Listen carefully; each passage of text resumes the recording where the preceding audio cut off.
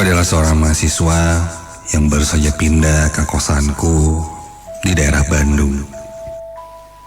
Kosan ini terkenal murah dan dekat dengan kampus. Itulah alasannya kenapa aku memutuskan untuk menempatinya. Meskipun kosan ini memang tidak terlalu mewah. Bisa dibilang kecil, tapi ya aku menyesuaikan dengan budgetku. Pemilik kosan ini sebut saja dia adalah Bu Siti, seorang ibu yang ramah dan sering bercerita tentang penghuni kosan sebelumnya yang sudah lama pindah.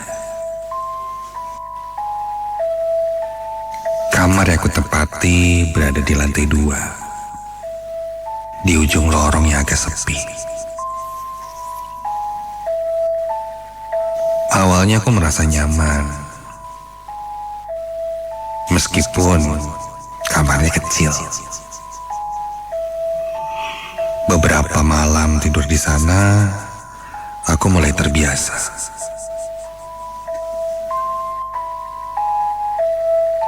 Seiring berjalan waktu, di saat aku sudah membiasakan diriku dengan kamar kosan baru ini, hal aneh mulai terjadi.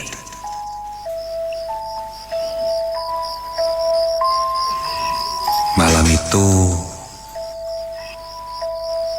aku sedang duduk di meja belajar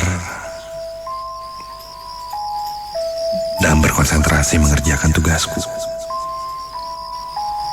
Sampai ada yang mengetuk pintu kamar.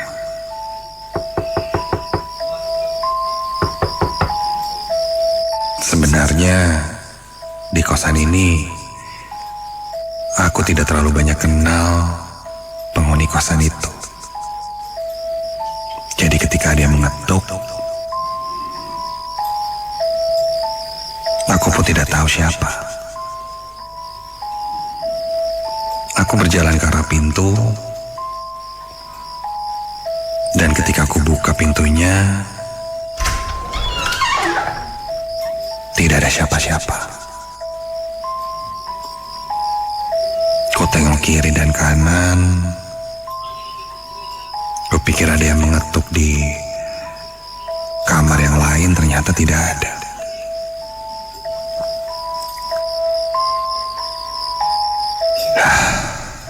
Aku pun menutup pintu dan kembali ke meja belajar. Larut dalam tugas membuatku lupa waktu. Tak terasa sudah lewat jam 12.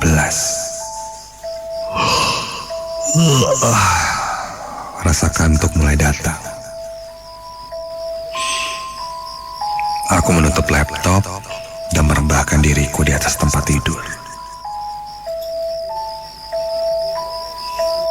Ku pejamkan mata, meskipun saat itu entah kenapa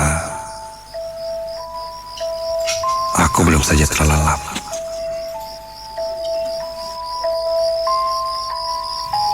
Malam itu aku merasakan seperti ada yang memperhatikanku.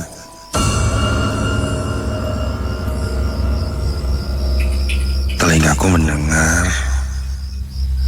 ada suara langkah kaki di dalam kamar.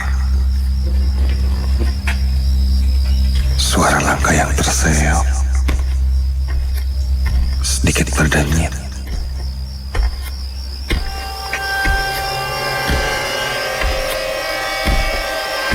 Badanku merasakan ada seseorang di dalam kamarku itu.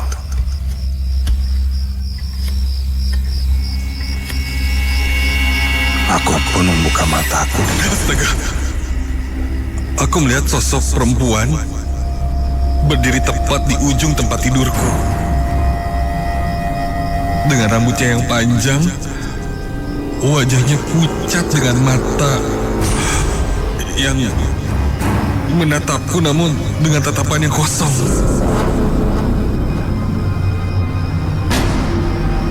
Sepersekian detik aku terdiam, tak bisa bergerak. Sampai ketika aku berkedip,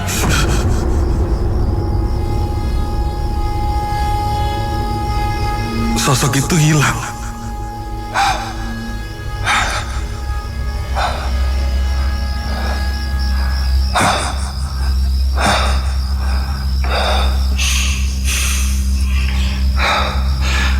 Jantungku berdegup dengan kencang. Kontan aku bangkit dari tempat tidur, menyalakan lampu kamar dan melihat ke sekitar. Jelas tidak ada siapa-siapa di kamarku. Apa ini hanya halusinasiku saja? Atau mungkin aku hanya kecapean?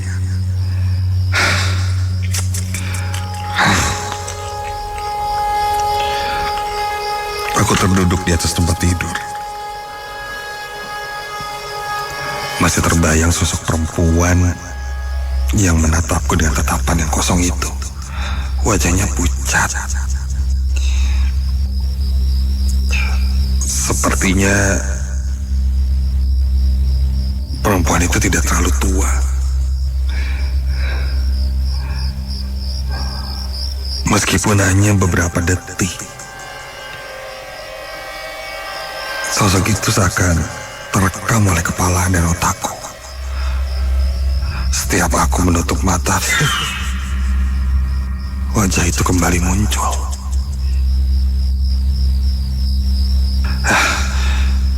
Mungkin hanya kecapean, hanya mimpi. Aku meyakinkan diriku bahwa itu adalah halusinasiku saja. Aku pun berdiri, berjalan keluar kamar, menuju kamar mandi untuk mencuci mukaku.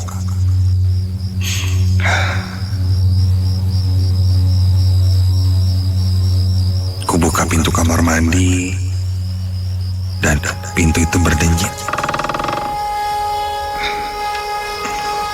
Aku langsung mengambil air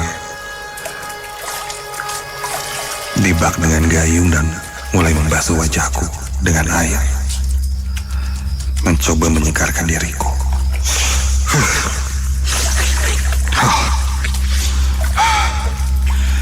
Aku membasuh wajahku dengan tanganku.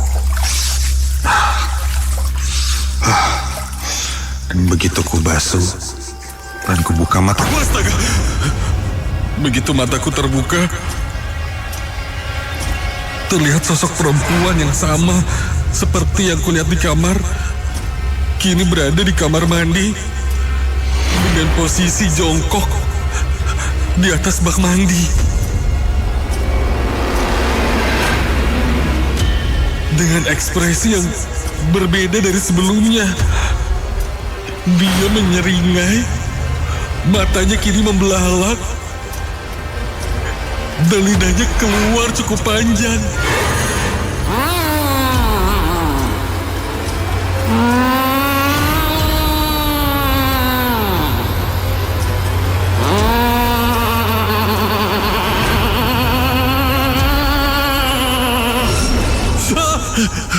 Aku berteriak sejadi-jadinya dan berlari meninggalkan kamar mandi.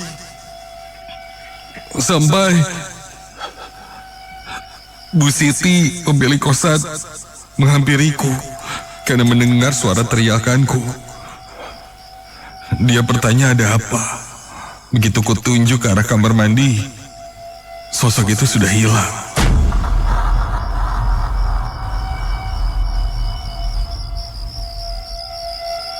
Beberapa penghuni kosan lainnya keluar dari kamar dan malam itu pun jadi ramai. Bu Siti dan beberapa penghuni kosan mencoba menenangkanku yang terlihat sangat panik. Wajahku pucat, badanku bergetar. Dengan terbata-bata, aku menceritakan apa yang kulihat kepada Bu Siti dan yang lainnya. Pendengar itu,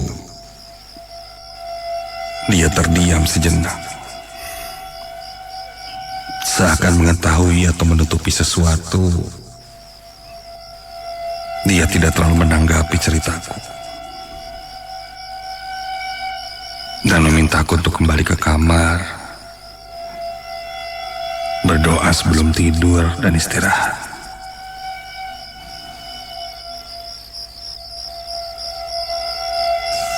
Aku merasa ada yang aneh dengan Bu Siti.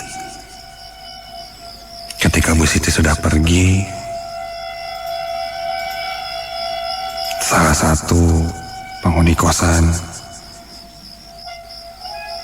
yang tinggal di sebelahku menghampiriku dan berkata, sebaiknya aku pindah kosan. Begitu katanya. Jika ia ingin tinggal di kosan ini, jangan pilih kamar itu, kamar yang kutempati sekarang. Aku pun mengingat-ingat lagi saat pertama kali aku datang ke kosan itu. Memang saat itu Bu Siti tidak menyarankan kamar yang kupilih. Dia menunjukkanku kamar yang lain. Tapi aku ingin memilih kamar itu karena dekat dengan kamar mandi. Aku cukup memaksa saat itu. Dan Bu Siti pun mengiyakan dengan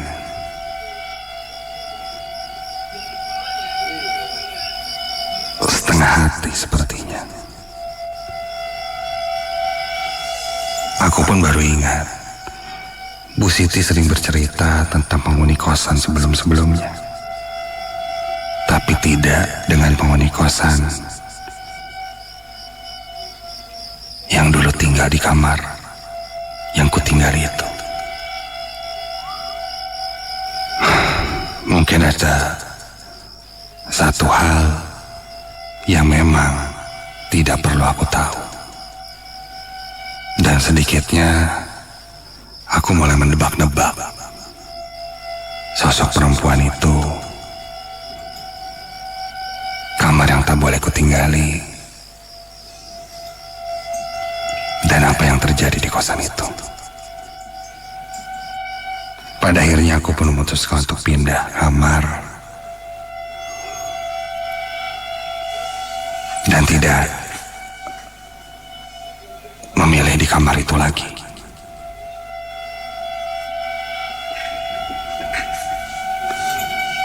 Ketika aku pindah kamar, memang tidak ada gangguan, tapi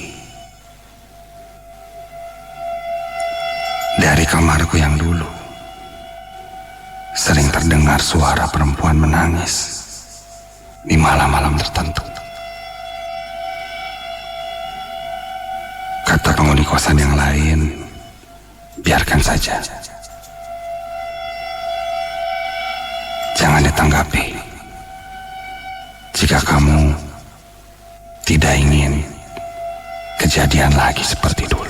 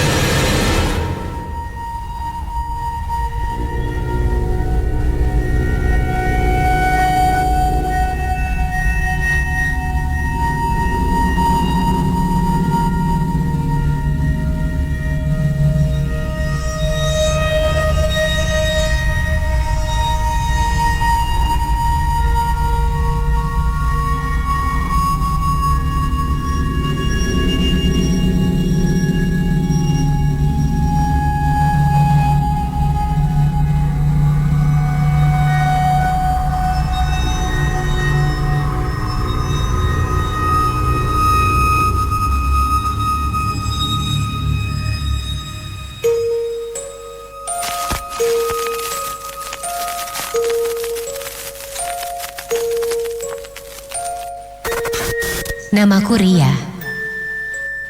Aku bekerja sebagai guru honorer. Kebetulan, karena belum mendapatkan tempat kos, aku tinggal di asrama sekolah yang disarankan oleh seniorku. Di sana ada beberapa kamar yang bisa dipakai. Di sana juga tinggal penjaga sekolah, Bu Ira, tukang bersih-bersih sekolah. Setelah aku berkemas, aku pun membuat diriku senyaman mungkin sambil mempersiapkan rencana pembelajaran. Aku pun begadang untuk mengerjakan rancangan itu.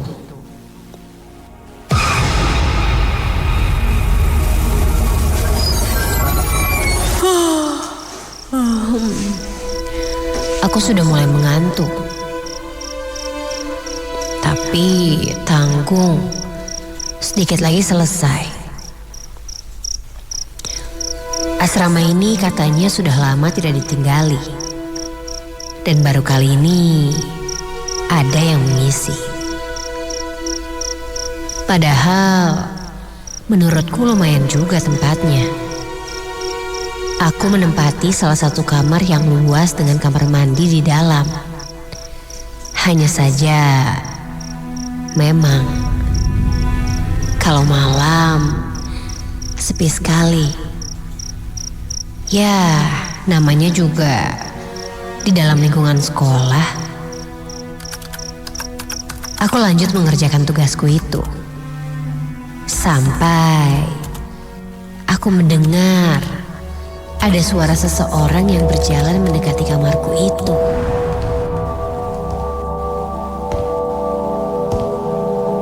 Lalu terdengar suara seorang perempuan batuk. Mungkin itu Bu Ira kali ya, penjaga sekolah di sini. Aku pun menghiraukannya sampai pintu kamarku diketuk. Siapa? Teriakku. Tidak ada jawaban apa-apa. Aku pun beranjak menuju pintu dan membukanya. Dan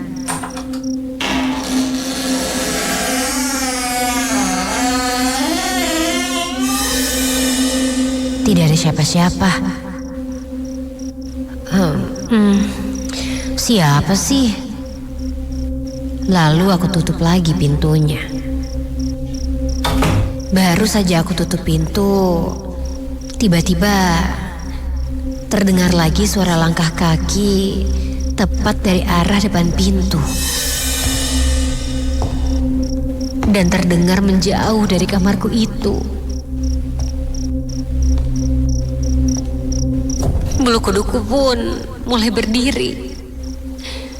Malam itu yang seharusnya terasa dingin, kini kurasa sangat panas sekali. Aku pun langsung kembali masuk ke dalam kamar. Dan waktu pun berlalu.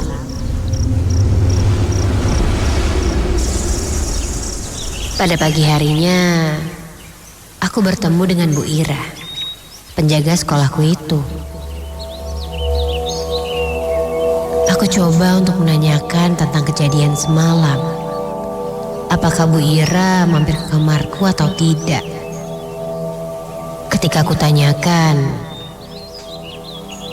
Bu Ira hanya menjawab dengan pendek saja. Dia berkata, "Oh, dia datang lagi." Hah? Maksudnya apa ya?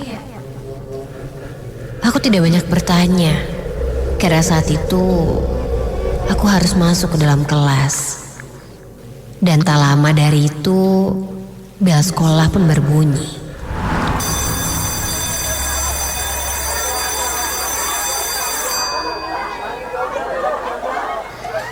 Singkat cerita, hingga malam-malam berikutnya setiap jam 10 lebih, aku kembali mendengar suara orang berjalan. Dan ku dengar suara batuk seorang perempuan dan lagi-lagi ketika ku lihat tidak ada siapa-siapa. Sampai pada saat itu ketika aku dengar suara itu lagi, aku langsung membuka pintu kamarku. Dan aku memberanikan diriku untuk berkata,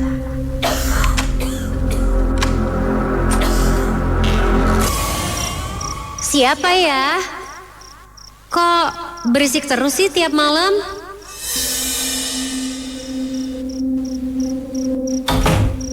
Kataku sedikit berteriak.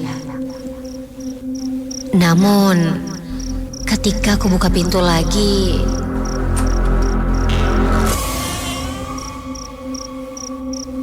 lagi-lagi hanya keheningan malam saja yang menjawabku. Karena kesal, aku pun langsung membanting pintu kamarku.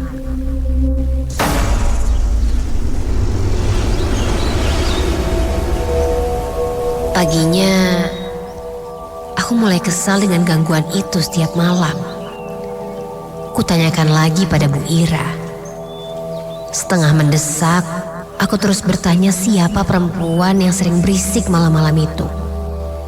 Hingga akhirnya Bu Ira pun menjawab. Dengan enteng dijawabnya pertanyaanku.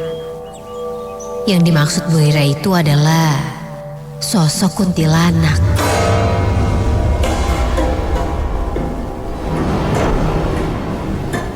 Refleks, aku kaget mendengar nama kuntilanak. Dan malam berikutnya, sekitar jam 1 malam, aku terbangun dari tidurku. Karena aku mendengar suara yang sangat berisik. Duh, siapa sih nih ah? Ketika bangun, suasana terasa panas sekali saat itu. Aku pun keluar kamarku dan mencari sumber suara itu. Sepertinya suara itu tidak jauh dari kamarku. Sehingga aku menuju arah suara tersebut. Dan tepat di pojok ruangan lorong kamarku, aku melihat seorang perempuan sedang berdiri. "Bu Ira, ngapain Bu malam-malam di sini?" Aku masih penasaran siapa itu. Aku mendekatinya.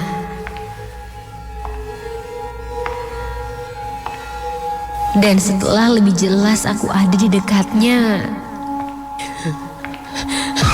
Astaga! Aku langsung terkejut. Ternyata itu bukan Bu Ira, melainkan sosok perempuan yang sangat menyeramkan.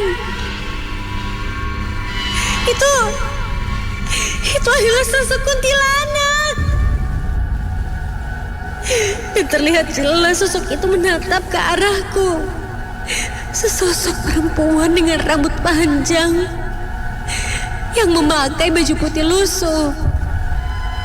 Dan punggungnya seperti patah. Jadi badannya agak meliuk dan sangat menyeramkan.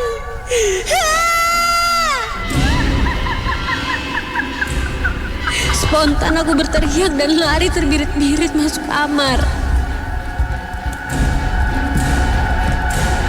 Aku melihat jelas sekali sosok itu. Sangat jelas sekali. Ini mungkin jawaban tentang hantu-hantu yang tiap malam menggangguku di asrama ini.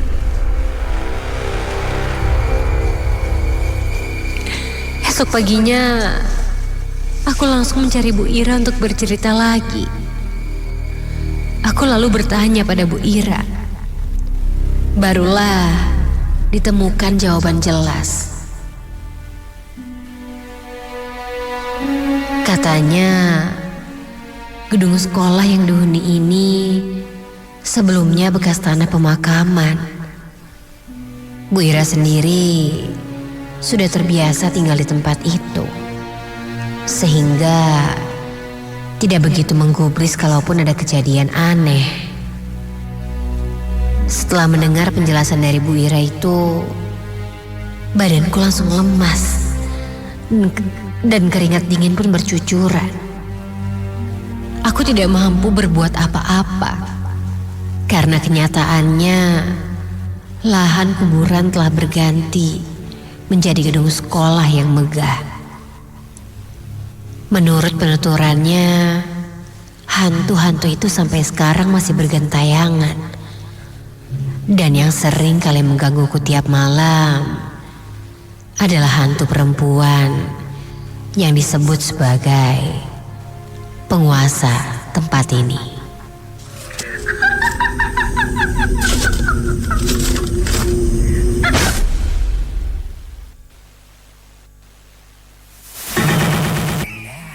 Ini oven nih. Hai. Ya kelar. Wih. Nah ini Sukroven si paling seru. Mau gini seru. Mau gitu seru woy.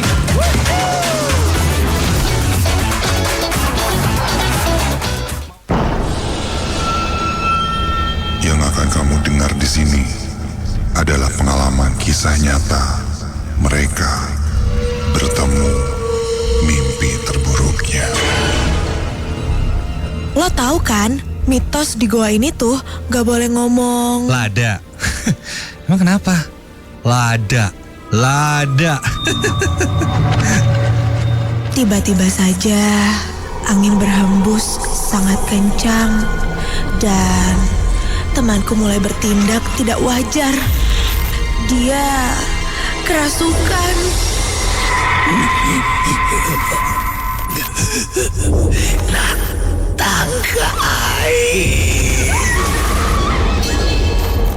Nightmare Side setiap Kamis malam Jumat mulai jam 10 malam. Ingat, jangan dengerin Nightmare Side ini sendirian.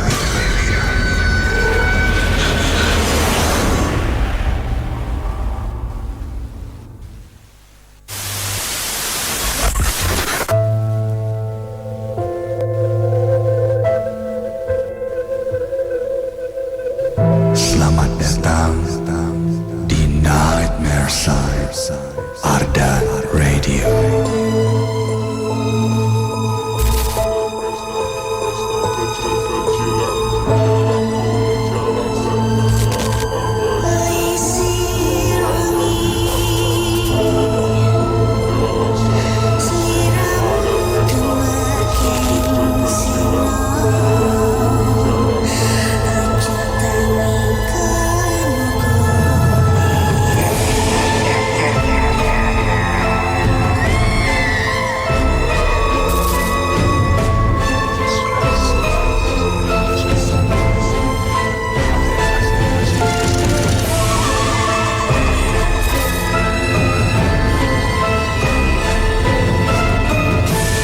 Jangan pernah dengerin Nightmare Side ini sendirian.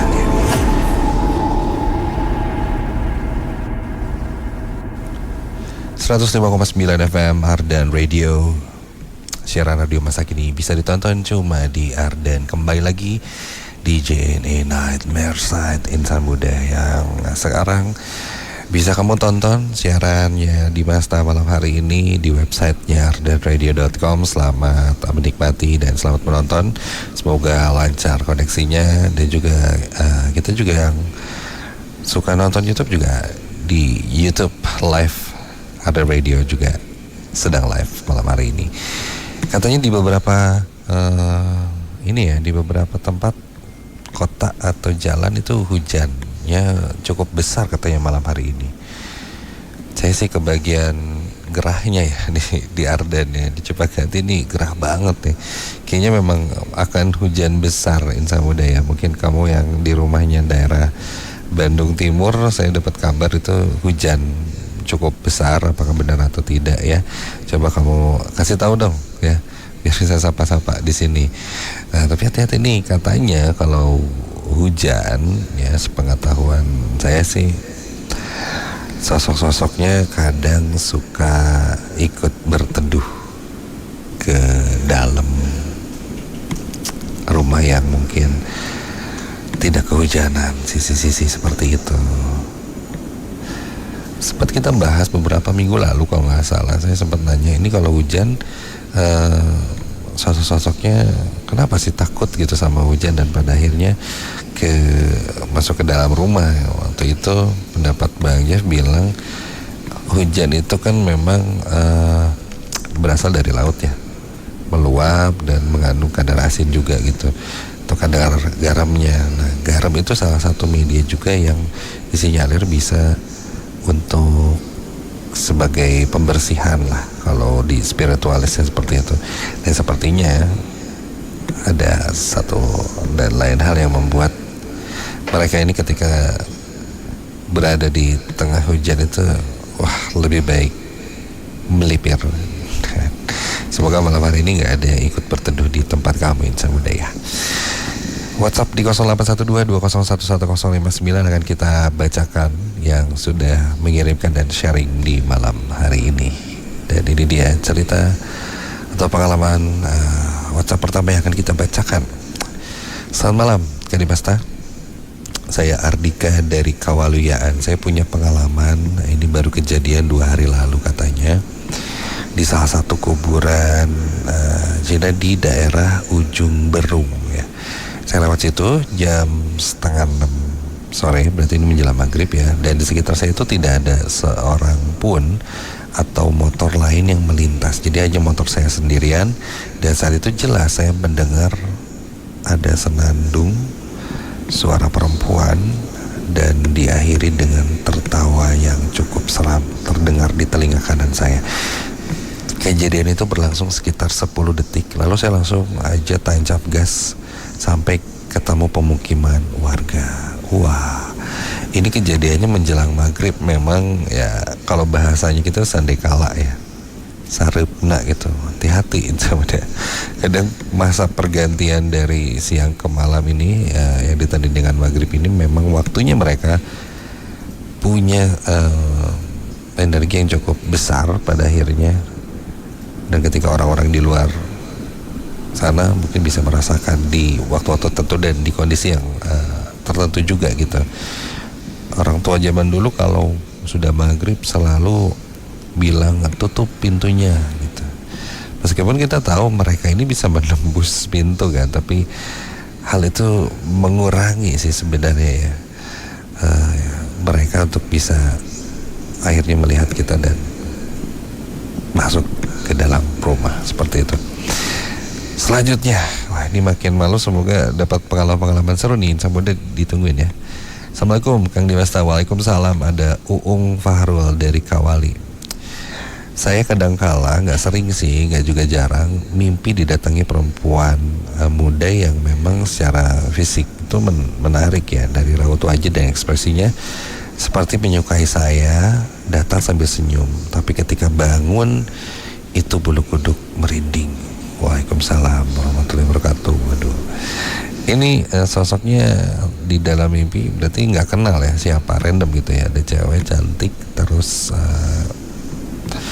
tersenyum seakan menggoda gitu di dalam mimpi, tapi nggak tahu siapa. Dan itu cukup sering dan munculnya perempuan yang sama seperti itu maksudnya ya.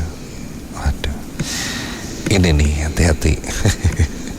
Saya nggak mau memberikan sugesti atau apapun, tapi dari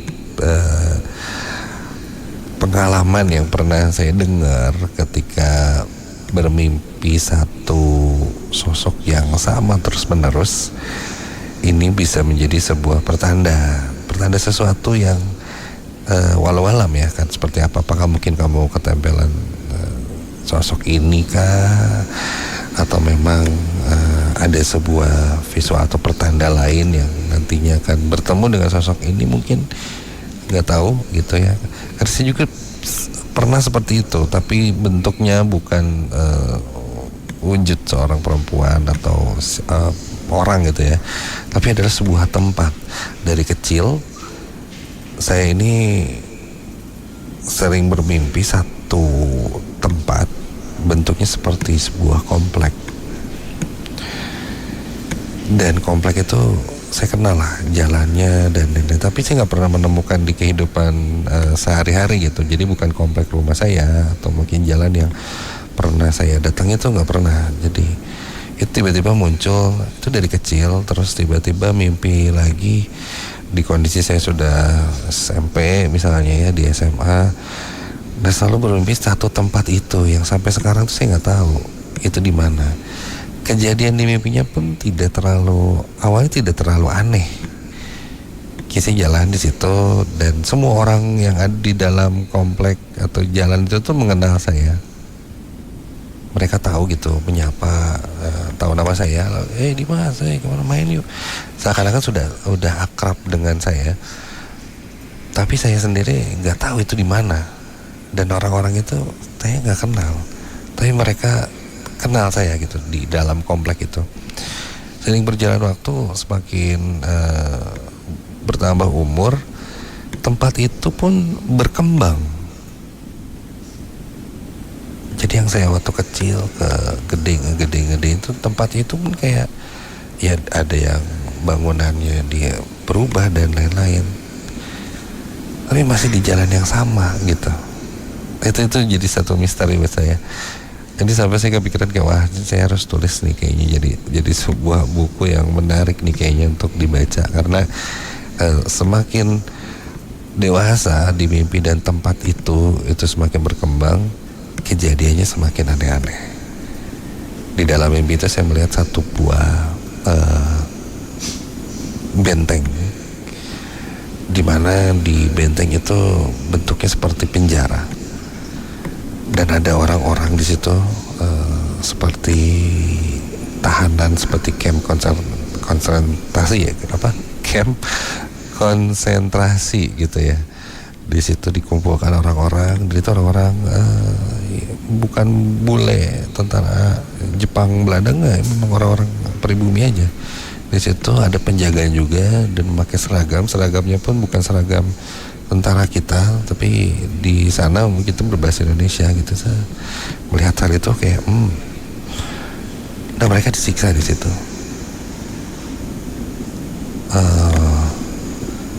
Sampai di mimpi saya itu saya ingat dia seperti disiram sebuah cairan sesuatu dan dia melelehkan badannya. Auzubillahi min dzalik. Setelah itu saya sadar, wah ini makin kesini kok makin aneh tempat ini ya. Makin berkembang dan kejadian-kejadiannya semakin banyak. Ya sedikit intermezzo ya kalau dari ngomongin mimpi. Oke, lanjut lagi nih sharing cerita selanjutnya yang akan kita bacakan. Assalamualaikum, waalaikumsalam Kang Dimas, saya Fadlih Rozak dari Cimahi. Selamat malam Cimahi, apa kabar teman-teman Cimahi yang lagi pada dengerin ya. Saya punya pengalaman, ini pengalaman 1,5 jam yang lalu. Wah masih baru nih. Dimana saya beli nasi goreng dan sambil menunggu saya tuh ngeliat-liat ke sekitar rumah. Pas mata saya tertuju ke pohon yang jaraknya 75 meteran dari saya, lumayan cukup jauh tapi mungkin pohonnya besar jadi kelihatan ya. Ada seperti Nyai Engkun yang ada di atas pohon bertengger dengan rambutnya ke depan menutupi wajah. Saya kira awalnya bukan beliau, tapi setelah lihat ke arah lain dan melihat tukang nasi goreng tadi, begitu melihat lagi ke pohon itu, sosoknya hilang. Nah, ini pun kadang bisa kejadian insan muda. Ketika kamu melihat sosok yang benar, itu adalah sosok itu tuh nggak merinding sama sekali justru. Awalnya biasa aja pas ngeliat, apa ya itu? Nah itu nggak yang merinding, itu nggak, biasa aja itu. Setelah sadar bahwa itu adalah sesuatu yang lain, itu baru. Karena wujudnya ketika menjadi cukup jelas itu dan mungkin dalam kondisi yang tidak terduga gitu, spontan gitu, pas lagi nengok, kok ngelihat ada ini, pas lihat, bukan, di situ baru wah merinding sebadan-badan. Pertama kali lihat, Pasti enggak. Itu mungkin saya yakin itu tadi yang ngirim ya itu juga merasakan hal yang sama. Karena saya pernah melihat seperti itu, dan itu kondisinya pulang night Merside lagi nyetir di jalan, saya ngeliat di jembatan Pasopati itu ada orang lagi jalan di tengah barrier penghalang 2 jalur itu, cewek tetek pakai baju merah. Merahnya pun bukan kayak dress serap gitu, enggak, kayak baju kardigan merah biasa gitu. Rambutnya juga tidak terlalu panjang, kayaknya sebahu, terus dia pakai bawahan seperti celana jeans atau saya kurang tahu, tapi dari jauh tuh ya karena mobil maju gitu, dari jauh tuh kelihatan. Ngapain tuh orang tuh iseng berjalan tengah jalan sendirian cewek. Lewatin, pas lewatnya kan sejajar kaca mobil gitu, itu masih ada orang. Pas udah jauh ngelihat di spion sebelah kanan itu udah nggak ada. Nah di situ baru, waduh, kejadian yang nggak terduga gitu yang paling malesin. Oke, satu lagi deh, ya. Selamat malam, Farid di Cimahi, Kang Farid ya. Aku punya pengalaman horor nih di tempat kerjaku, lokasinya di daerah Lewi Panjang. Tepatnya perusahaan bakery. Pernah saya tuh sakit sampai seminggu sulit berdiri. Setelah sebelumnya pas kerja sendiri jam 12 malam, pas beres bakar roti, aku tuh siul-siulan tuh di ruang baking sampai locker. Sambil jalan gitu ya. Emang ini pemberani banget nih anaknya nih ya, Kang Farid ini ya. Udah tahu kalau mitosnya ya bersiul malam hari itu memanggil. Nah pas nyampe locker ya, itu ada yang ngebales siulan. Nah dari situ saya mulai sakit. Kejadiannya kalau nggak salah tahun 2013an, udah lama ya. Tapi kejadian kayak gini tuh emang sering sih. Sembuhnya juga cuma dipegang punggungnya sama ibu mertua, padahal udah 2 kali ke dokter katanya. Ya dibaca-baca atau dibersihin kali ya, set habis gitu beres ya. Berarti sakit yang ketempelan. Banyak juga yang mungkin bertanya kenapa ketika habis melihat sosok seperti itu kita kadang jatuh sakit gitu. Saya sempat bertanya juga ini dan sempat dapat jawaban ya, walau alam ini jawabannya benar atau tidak, kembalikan lagi pada kalian yang sudah mendengarkan gitu.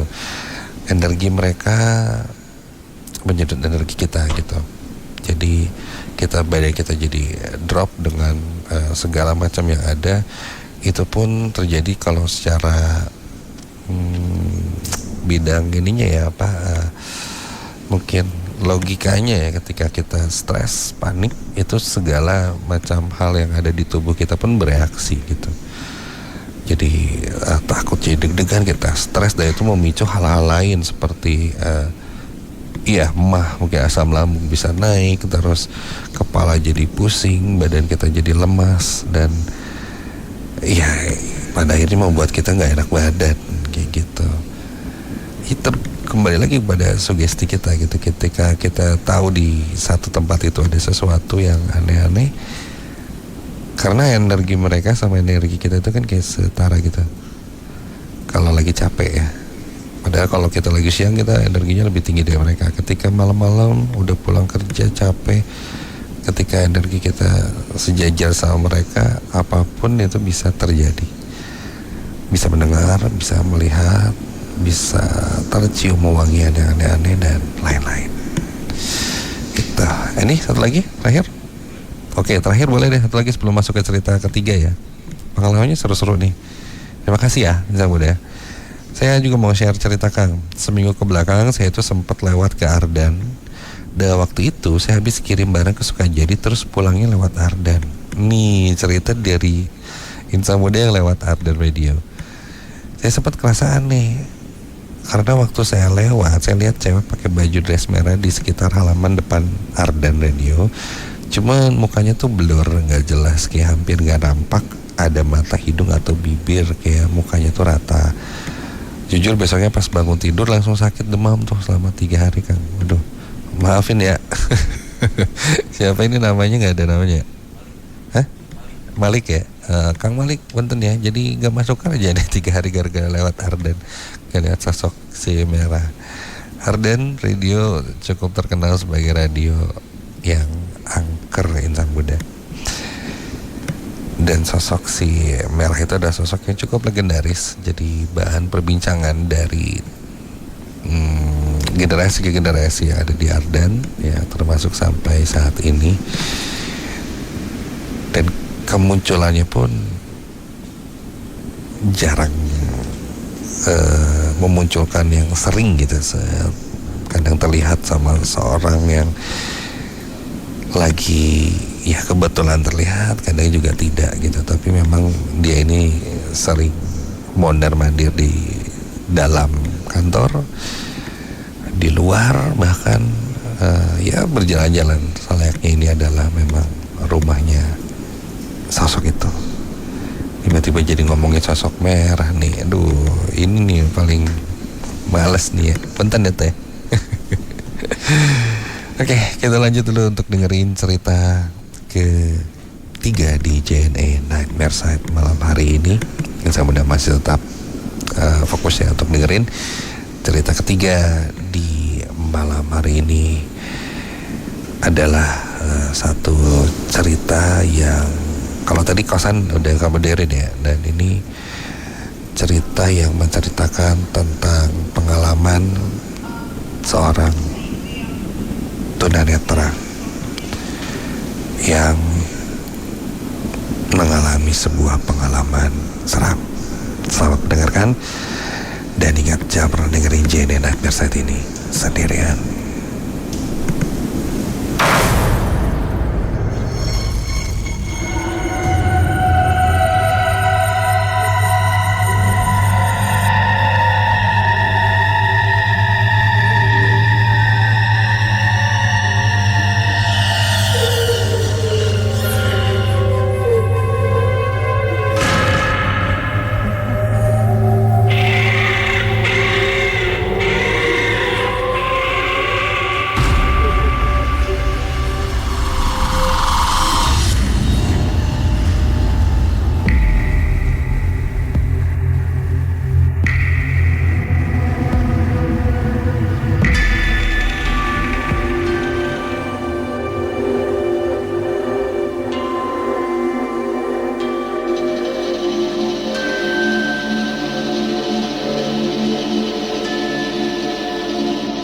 Apa yang dipikirkan olehmu ketika mendengar kata stasiun? Sebuah bangunan tempat lalu lalang orang yang hendak menaiki kereta. Pusat keramaian. Ya, tentu. Semua itu benar. Namun sebuah bangunan yang terlihat ramai terkadang punya cerita yang tidak kita ketahui. Salah satunya pengalaman yang kualami ini. Namaku Sandi. Aku adalah seorang penyandang tunanetra. Peristiwa ini terjadi saat aku pulang ke Purwakarta untuk sebuah keperluan. Karena aku seorang tunanetra, kepekaanku terhadap sesuatu yang kudengar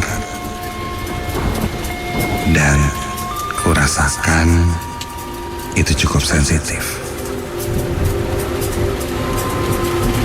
Kudengar suasana stasiun malam itu terdengar ramai. Sepertinya banyak orang lalu lalang di area stasiun. Suara kereta datang dan pergi bisa terdengar olehku. Ditambah suara hujan yang menandakan kondisi malam itu hujan cukup deras.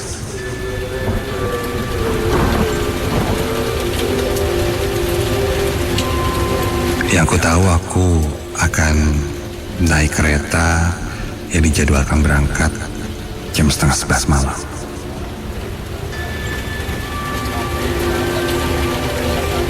Setelah cukup lama menunggu dan aku pun sempat bertanya pada orang di sebelahku, tak lama kereta yang akan kunaiki datang.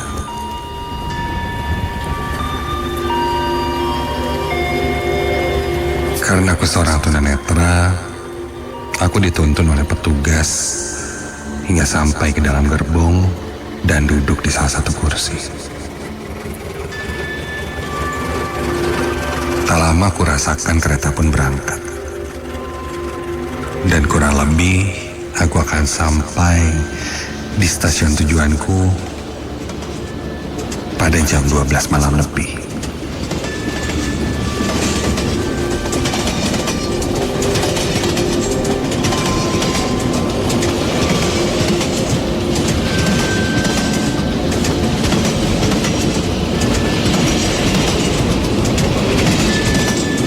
Selama perjalanan,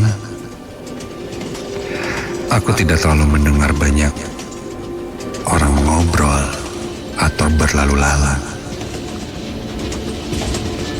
Bisa aku rasakan gerbong yang kunaiki ini tidak terlalu banyak penumpang, hanya beberapa orang saja.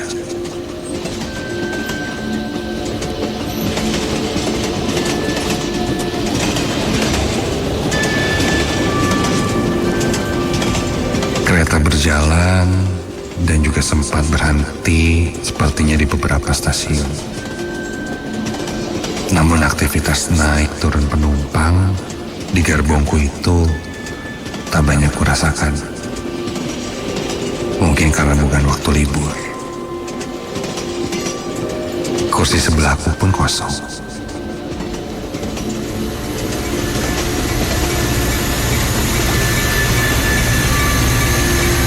Akhirnya setelah melalui beberapa jam perjalanan, keretaku tiba di stasiun tujuan. Dengan tongkat di tanganku, aku menelusuri kursi-kursi dan mencari pintu kereta. Tak lama aku pun dibantu oleh petugas stasiun untuk turun dari kereta. Ketika turun dari kereta, kurasakan dan kudengar kondisi stasiunnya ramai. Terasa ramai. Banyak orang mengobrol. Terasa suara langkah kaki yang berlalu lalang. Suara anak kecil menangis. Ada yang tertawa bergerombol. Wah, ramai sekali stasiun ini. Aku pun bertanya pada petugas. Pak, tumben. Jam segini masih ramai di sini, Pak. Petugas itu menjawab dengan nada yang tidak begitu yakin. Dan berkata padaku, bisa-bisa aja. Aku pun menjawab dengan senyuman. Pak petugas hanya mengantarku ke depan pintu keluar stasiun. Hujan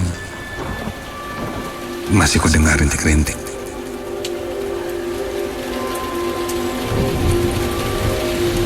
Saat itu baru kusadari, ketika aku diantarkan di pintu keluar stasiun, seketika suara keramaian yang tadi ada di dalam seakan hilang begitu saja. Aneh. Aku sempat terdiam dan aku baru ingat kalau tadi aku naik kereta terakhir yang berhenti di stasiun itu. Dan sejak di gerbong tadi pun tak banyak orang yang kurasakan. Dan tak mungkin ketika turun suasananya seramai tadi seperti yang kudengar. Dan sekarang berbeda sangat jauh, hening, sepi. Dan ini sudah lewat tengah malam.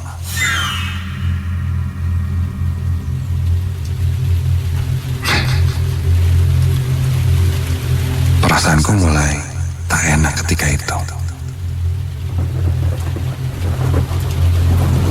Sampai terdengar suara seorang nenek-nenek. Iya, karena dari suaranya ku dengar sepertinya dia sudah berumur. Dan terdengar menyapaku dengan bahasa Sunda. "Badai ka mana, Jang?" Begitu tanyanya. "Oh, nih. Muhun, badai uwi nih. Ngantosan ojek."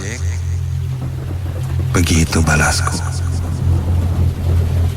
Dan tiba-tiba saja, seketika tercium aroma kembang yang sangat menyengat. Namun aku tak bisa mendeskripsikan wangi kembang apa itu.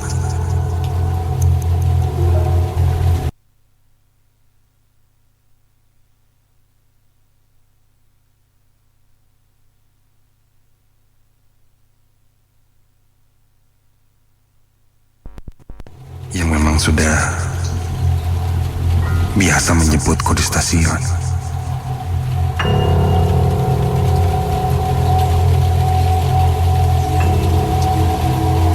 Setelah hampir 30 menit, akhirnya driver ojeknya datang. Tanpa basa-basi aku langsung menaikinya. Namun,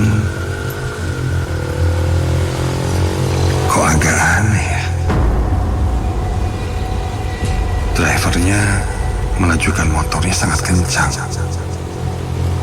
Bahkan saat melewati polisi tidur, sepertinya dia tidak mengerem dan langsung tancap gas.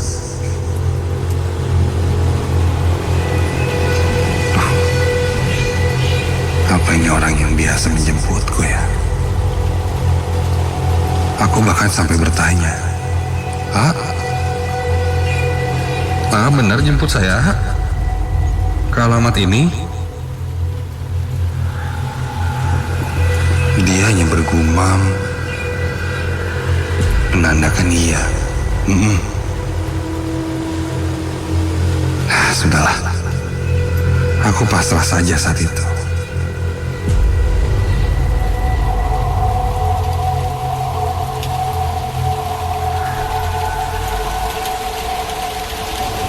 Tak lama akhirnya aku bisa sampai di rumah. Aku turun, melepas helm, lalu membayar driver itu. Dan sebelum aku mengucapkan terima kasih, motornya langsung terdengar pergi dan menjauh.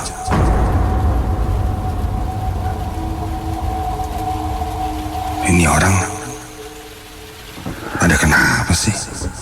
Aneh.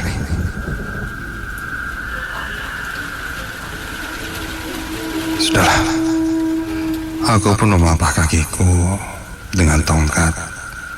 Dan aku rasa, iya, benar, ini sudah sampai di area rumahku. Aku mengetuk pintu, dan pintu terbuka dan saat itu kedengar suara ibu yang menyambutku. Dia bertanya bagaimana perjalananku tadi. Aku pun menceritakan apa yang kurasakan selama perjalanan tadi. Hal yang aneh di stasiun. Dari ramai tiba-tiba sepi sampai ada nenek-nenek yang menyapaku. Dan langsung tercium bau bunga yang menyengat. Ibu tidak terlalu menanggapi ceritaku itu. Dia merasa aku mungkin hanya kelelahan. Dia lalu mengantarku ke kamar untuk bersiap tidur dan istirahat.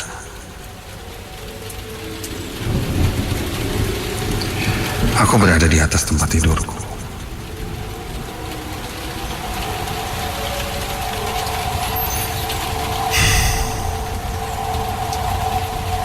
Aku masih melamun di dalam kegelapan itu. Sampai bau wangi bunga yang tadi tercium di stasiun tercium lagi olehku.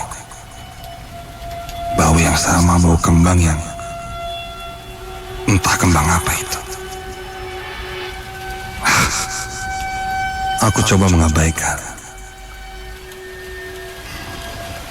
Aku mengambil posisi berbaring miring di atas tempat tidur dan bersiap untuk tidur. Belum sampai aku terlelap,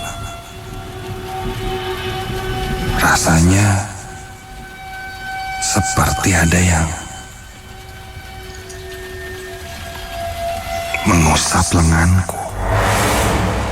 Iya, terasa jari-jari mengusap-ngusap lenganku, menggoyang-goyangkannya, seolah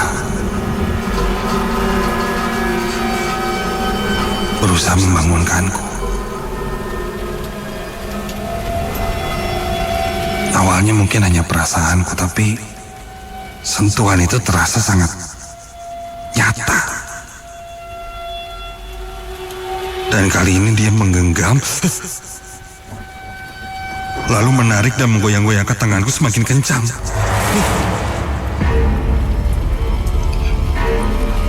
Di saat bersamaan, wangi bunga itu tercium lagi. Ditambah, kali ini terasa ada hembusan nafas yang terasa di wajahku.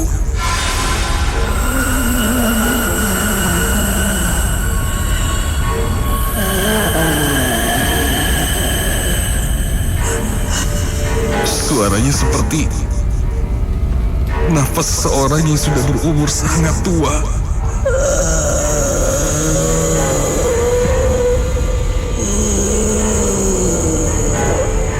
Hingga terasa dia sulit bernafas.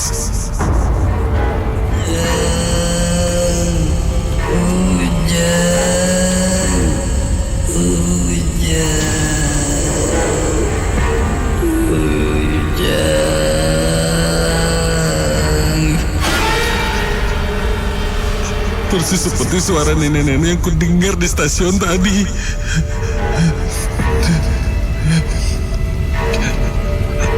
Tangannya menggenggamku sangat erat dan telapaknya sangat dingin. Aku tak mampu berbuat banyak. Aku hanya bisa membaca doa berkali-kali hingga badanku pun terasa mulai kesemutan dari ujung kaki yang perlahan naik hingga ujung kepala. Dan aku merasakan mual yang sangat dahsyat dari bau kembang yang tercium semakin penyengat. Seperti sumbernya tepat berada di depanku.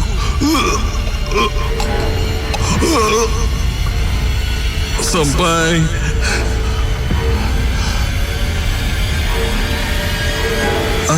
aku tersadarkan diri.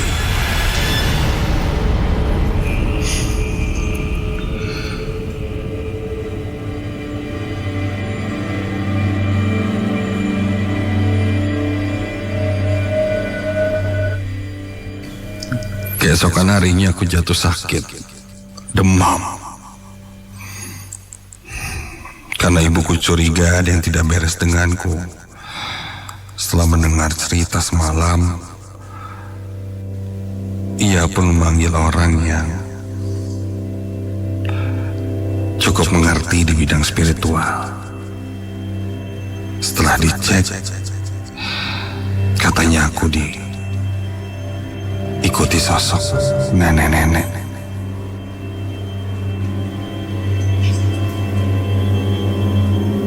Dan katanya nenek itu mengikutiku bukan bermaksud jahat,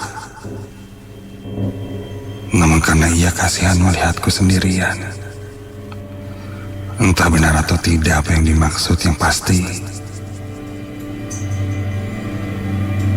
meskipun dengan kondisiku yang tidak bisa melihat, namun merasakan kehadiran mereka dengan cara yang seperti itu pun terasa sangat menakutkan.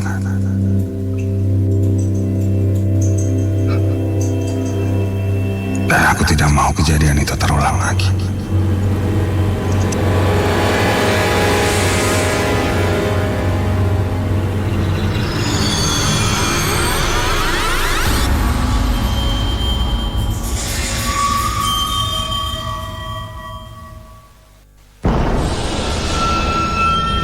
Yang akan kamu dengar di sini adalah pengalaman kisah nyata mereka bertemu mimpi terburuknya. Lo tahu kan, mitos di goa ini tuh gak boleh ngomong. Lada. Emang kenapa? Lada. Tiba-tiba saja angin berhembus sangat kencang dan temanku mulai bertindak tidak wajar. Dia kerasukan.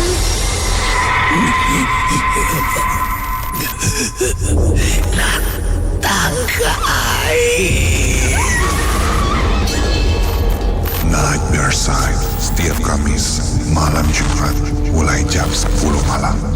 Ingat, jangan dengerin Nightmare Side ini.